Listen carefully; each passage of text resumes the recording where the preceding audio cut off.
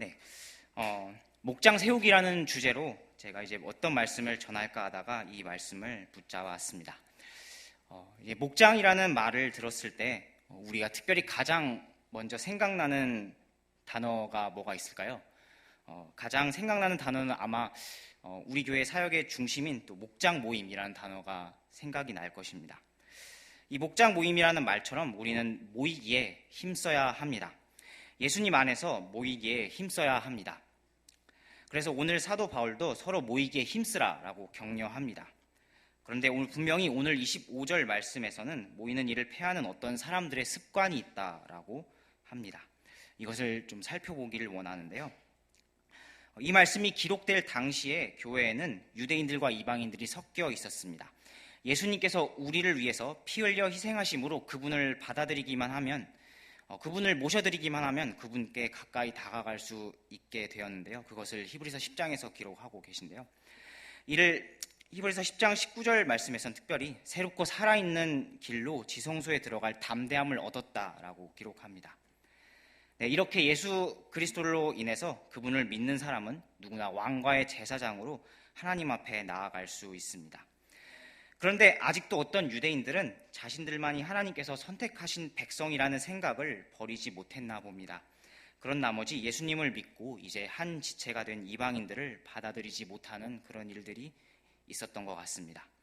그래서 오늘 사도 바울은 그런 상황을 염려하면서 이 히브리서의 1차적인 독자라고 할 수 있는 그 히브리인들, 즉 유대인들에게 25절과 같이 권면하고 있는 것입니다. 이렇게 어떤 사람들은 목장 안에서도 자신보다 거룩하지 않은 것 같은 사람들과 함께 같이 모여있는 것을 좀 꺼려하고 불편해할 수도 있습니다. 그것은 선입견이고 편견인데도 불구하고 그것을 꺼려할 수도 있습니다.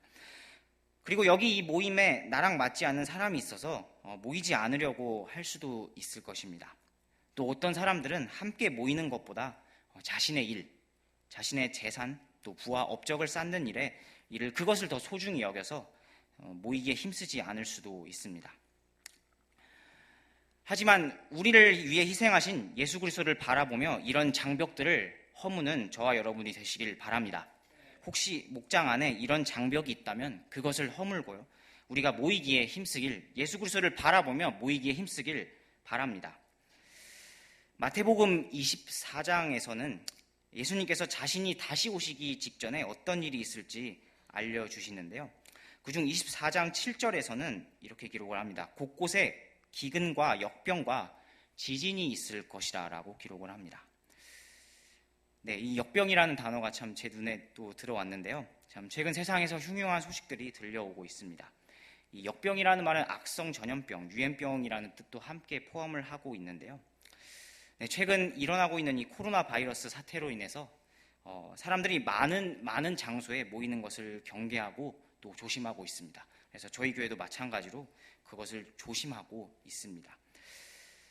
이 사태로 참 안타깝게 다음 주에 계획되어 있었던 저희 중고등부 청소년 연합 수련회도 취소가 되었습니다. 제가 리트리트를 이제 갔다가 다녀오면서 이 소식을 처음 들었는데요. 이 소식을 참 처음 들었을 때 참 저도 당황스럽고 참 아쉬웠습니다. 참 안타까웠는데요. 또한 여기 있는 학생들 중에 많은 학생들이 그 소식을 듣고 또 아쉬워하고 있습니다. 언제 내년을 또 기다리냐고 하면서 아쉬워하고 있습니다. 하지만 이 가운데 분명히 아직 저도 좀 알 수는 없지만 이 가운데 하나님의 선하신 인도하심이 있을 거라 생각합니다. 하나님의 인도하심이 분명히 이 가운데도 있을 거라 생각합니다. 이 바이러스가 확산되면서 여러 매스컴에서 예방책들을 내놓고 있습니다. 이 바이러스를 제대로 예방하려면 마치 우리가 각자 혼자 살고 있는 곳에서 혼자 살면서 아예 집 밖으로 나오지 말아야 될 것 같습니다. 먹을 것, 입을 것들을, 그런 생필품들을 최소한으로 이제 하면서 인터넷으로 그것을 주문하면서 최대한 밖으로 나오는 일들을 자제하며 살아야 할 것 같습니다. 하지만 그럼에도 불구하고 우리가 다른 모임들은 자제하더라도 예수 그리스도 안에서 모이는 그 모임은 힘써야 할 줄 믿습니다. 그 모임을 최우선으로 해야 할 줄 믿습니다. 물론 건강과 위생 관리에 힘쓰시길 바랍니다. 하지만 정말 내가 건강에 문제가 없고 이상이 없다면 이렇게 언론에서 말하는 것 때문에 너무 지나치게 두려워하지 않기를 원합니다. 할 수만 있다면 모이기에, 또 정말 모이기에 힘쓰는 저희 성도들이 되길 간절히 바랍니다. 혹시나 주변에 이 바이러스 때문에 지나치게 두려워하고 있는 그런 지체들이 있다면 모이기에 힘쓰자라고 권면하기를 간절히 바랍니다. 사도행전 5장 말씀을 소개하길 원하는데요. 이 사도행전 5장에서는 수차례 경고에도 불구하고 계속 말씀을 전하다가 붙잡힌 사도들의 이야기가 나옵니다. 사두개인들이 예수님을 선포하지 말라, 사도들에게 예수님을 선포하지 말라라고 경고했지만 그것을 멈추지 않았던 사도들이 다시 붙잡혀서 공회에 가게 됩니다. 이제 정말 이 사두개인들과 이 경비대장들이 사도들을 죽이려고 할 때 이 가말리엘이라는 사람이 나타나서 이렇게 이야기를 합니다. 사두개인들과 경비대장들에게 이렇게 얘기를 하는데요. 이 사도들은 죽일 필요가 없습니다. 이 사람들이 만약에 하나님에게서 나지 않고 거짓 증인이라면 우리가 굳이 죽이지 않아도 이 사람들이 흩어지고 없어질 것입니다 라고 권면을 했습니다. 또 권면을 하면서 이 사람들이 근데 진짜 하나님에게서 났으면 그것을 무너뜨릴 수 없다. 하나님에게서 났으면 그 모임을 무너뜨릴 수 없다라고 말했습니다. 네, 이렇게 이 가말리엘의 권면으로 인해서 다행히 사도들은 죽지 않고 매만 맞고 풀려났습니다. 네, 사도들을 이렇게 풀려난 뒤에 진실로 하나님에게서 난 사람들이었기 때문에 이 매를 맞고, 그렇게 많은 매를 맞고 풀려나서도 자신들이 예수님으로 인해서 수치당한 것을 기뻐하였습니다. 그것을 기뻐하면서 성전에서뿐만 아니라 모든 집에서, 각 집에서 예수님을 가르쳤다라고 사도행전 5장 42절 말씀에서는 기록을 하고 있습니다. 네, 이렇게 예수님으로 인해서 우리가 끊임없이 모여야 합니다. 사도들과 성도들이 회당이나 성전에서 함께 모였을 뿐 아니라 집에서 집으로 돌아가며 모이기에 힘썼듯이 우리도 모이기에 힘써야 합니다. 예수 그리스도로 인해서 모이기에 힘써야 합니다. 또 그것을 서로 권면할 수 있는 우리 정말 큰빛교회 성도들이 되기를 간절히 바랍니다. 네, 다음으로 우리가 어떻게 모여야 하는지 잠시 말씀을 통해서 간단하게 두 가지로 나누어서 살펴보기를 원하는데요. 우리 첫 번째로 23절 말씀을 통해서 우리의 모임 가운데 믿음의 고백을 굳게 붙잡기를 바랍니다. 우리의 모임 가운데 믿음의 고백을 굳게 붙잡기를 바랍니다. 사도행전 5장 이야기를 좀 더 하길 원하는데요. 5장 후반부에서 가말리엘이 사도들을 붙잡은 뒤에 그 사두개인들과 경비대장들에게 이 사람들이 만약에 하나님에게서 났으면 결코 그것을 무너뜨리지 못할 것이다 라고 말했습니다. 그렇습니다. 사도들뿐 아니라 여기 있는 저와 여러분들도 하나님에게서 난 사람들인 줄 믿습니다. 예수 그리스도의 보혈을 통해 새로 태어난 사람들인 줄 믿습니다. 그래서 예수님의 이름으로 함께 모인 우리는 절대로 무너지지 않을 것입니다. 겉으로 보기엔 무너지는 것처럼 보여도 그것이 절대 무너지지 않을 것입니다. 우리의 모임을 하나님께서 지키시기 때문입니다. 우리의 모임을 하나님께서 지켜주시기 때문에 우리의 모임은 사라지지 않을 것입니다. 수많은 역사를 통해서 그것이 밝혀졌고 앞으로도 그럴 것이라 확신합니다. 모임 가운데 믿음의 고백을 굳게 붙잡을 수 있기를 바랍니다. 할 수만 있다면 우리의 모임 가운데 예수 그리스도로 인한 간증이 넘쳐나기를 바랍니다. 이 간증이 참 정말 좋은 것 같습니다. 이 간증이 물론 우리 믿는 성도들끼리 함께 했을 때에도 우리 마음에 감동이 되지만 또 우리의 모임 가운데 때로는 우리의 그 목장 모임 가운데 믿지 않은 사람들이 초대될 때가 있잖아요. 믿지 않은 사람들이 올 때가 있잖아요. 그런 사람들이 초대되었을 때에도 이 간증이 강력한 영향력을, 그 힘을 발휘하게 됨을 보았습니다. 자신이 어떻게 살아계신 하나님을 믿었는지, 어떻게 진리이신 예수 그리스도를 받아들이게 되었는지 그것을 간증할 때, 그것을 믿지 않은 사람들에게 밝히 알려주었을 때 그 초대된 영혼들이 그 간증을 듣고 하나님을 알게 되는 모습을 보았습니다.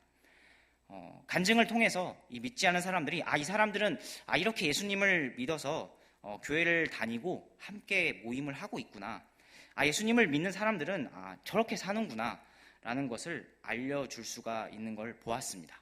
물론 초대된 사람들이, 모든 사람들이 간증을 듣자마자 바로 믿는 것은 아니지만 그것을 통해 자연스럽게 진짜 하나님을 알게 되고, 하나님이 어떤 분이신지, 살아계신 하나님이 어떤 분이신지, 또 왜 내가 이런 하나님을 믿어야 되는지, 또 왜 내가 구원받아야 되는지 그걸 알 수 있는 계기가 되었음을 이렇게 삶을 통해서 보게 되었습니다. 또 사역을 통해서 경험을 하게 되었습니다.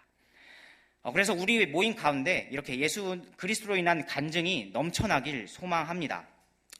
네, 우리 두 번째로 한번 생각해 볼 것은 서로를 살펴보아 사랑과 선한 행위에 이르도록 격려하는 것입니다. 네, 서로를 살펴보기를 원하는데요. 특별히 목장 안에서는 단 한 명의 지체라도 소홀히 여기는 일이 없기를 간절히 바랍니다.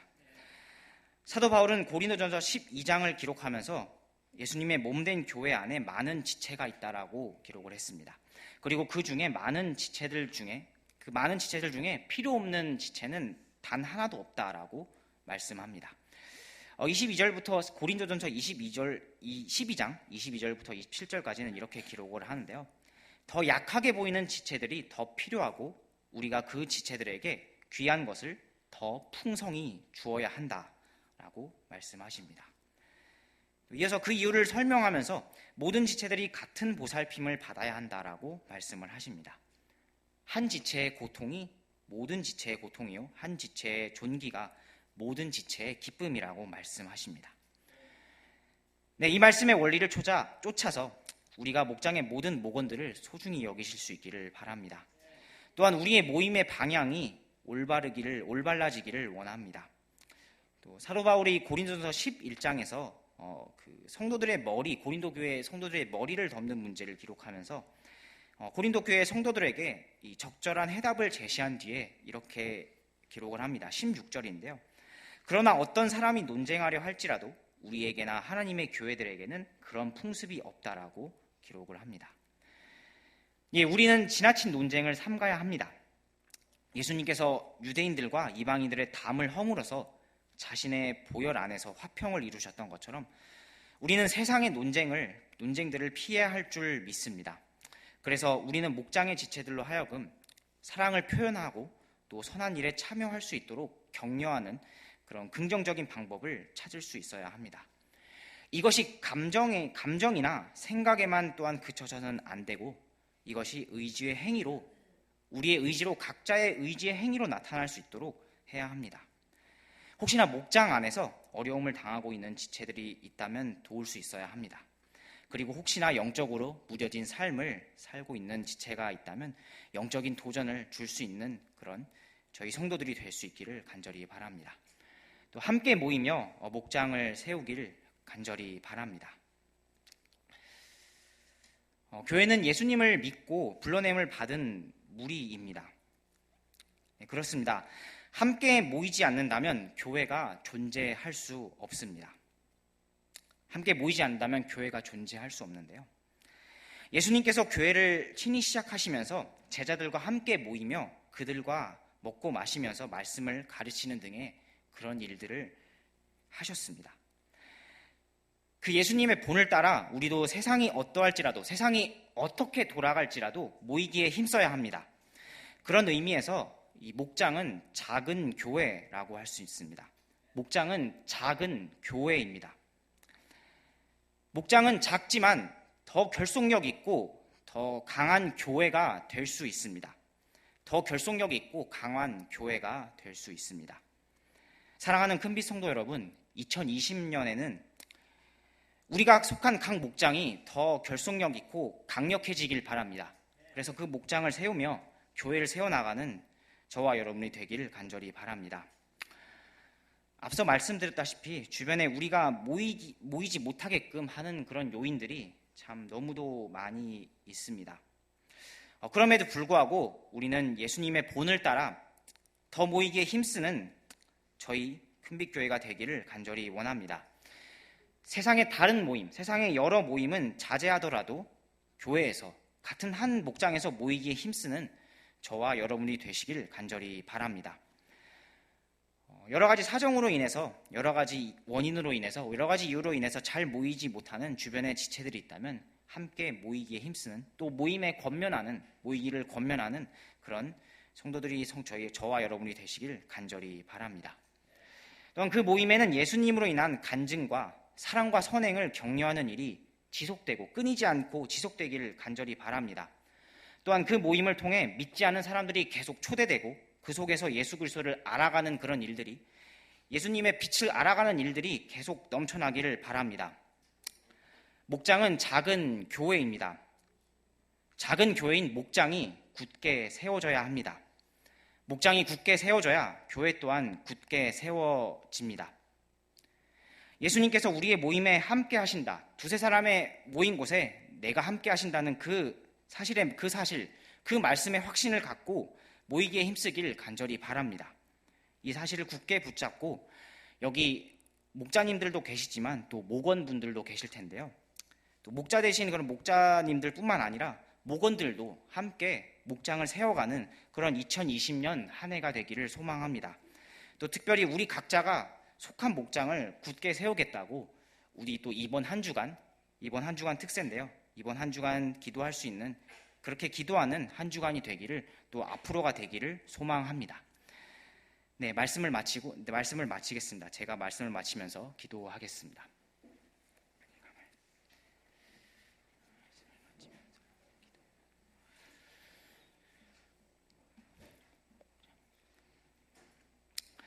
주님 감사합니다. 저희 이렇게 함께 특세로 모일 수 있게 허락하여 주심에